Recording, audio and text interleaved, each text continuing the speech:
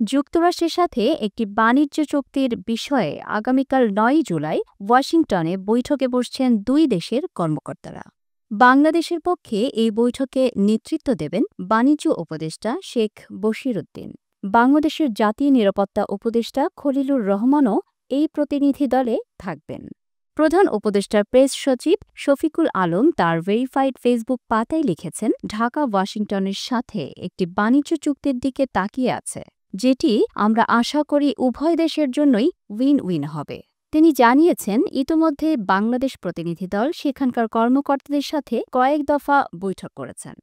প্রসঙ্গত, যুক্তরাষ্ট্রে রপ্তানি হওয়া বাংলাদেশি পণ্যের উপর ৩৫% শুল্ক আরোপের ঘোষণা দিয়েছেন মার্কিন প্রেসিডেন্ট ডোনাল্ড ট্রাম্প।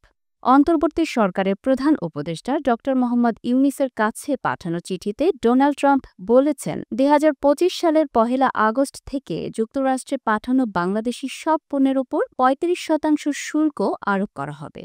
এই শুল্ক বর্তমানে খাতভিত্তিক যে শুল্ক দেওয়া হয় তার অতিরিক্ত হিসেবে প্রযোজ্য হবে। ট্রান্সশিপমেন্টের মাধ্যমে পণ্য পাঠানো হলেও সেখানেও এই শুল্ক প্রযোজ্য হবে।